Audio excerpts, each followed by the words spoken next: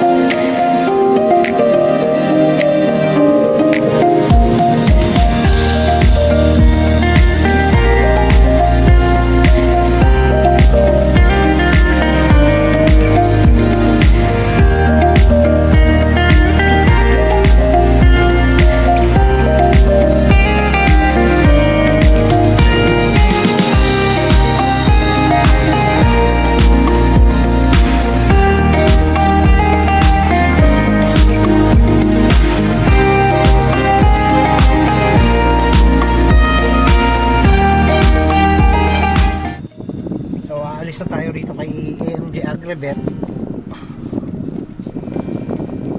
Pupunta naman tayo doon sa isang bilihan.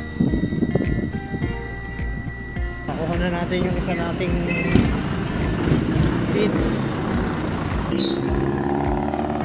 Ayan na si Kuya. Isa lang naman yan.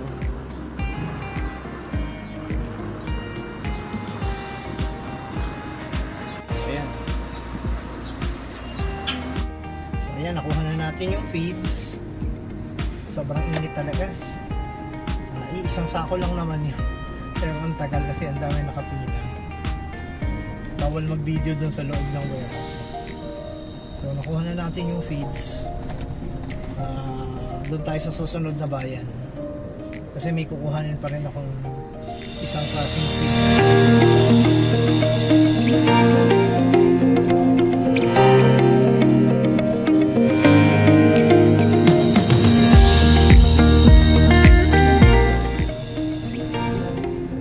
Malapit na tayo sa bilihan ng feeds.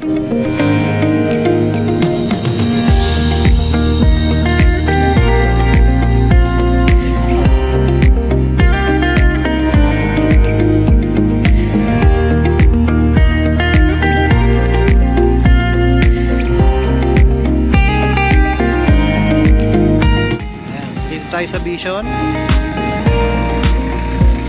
Sinenyas na tayo ng gwardiya. Doon tayo sa kapila. O yun na yung feeds natin, no? Pinukuha na. Kulay dilaw yung sako.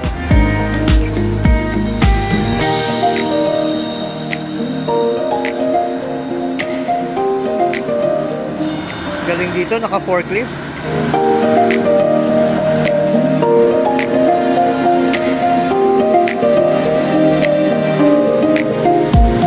Diretso doon sa pick up.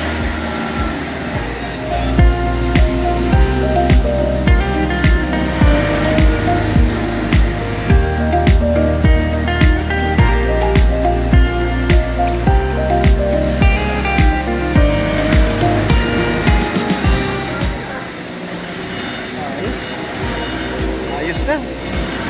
Thank you, thank you.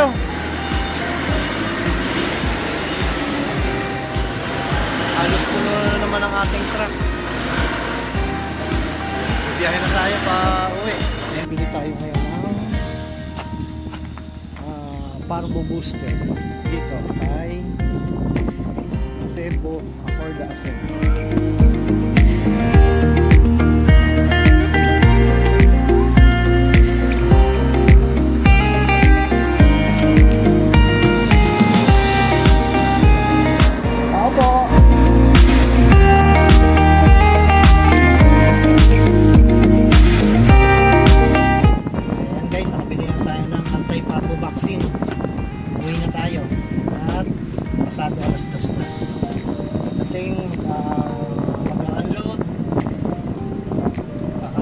muna dahil hindi pa nagla-lunch.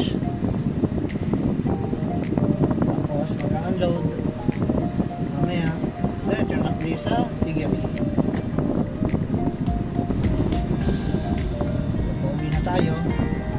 At after this,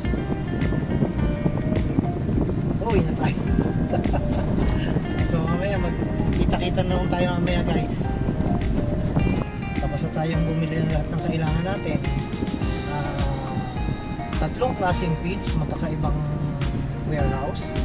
Dahil yung alaga natin, magkakaiba rin. May biik, may mga inahin at saka gilt. At saka mayroong patining, o mga patiner kung tawagin. So lahat yun kailangan bilang mga magkakaibang pagkain.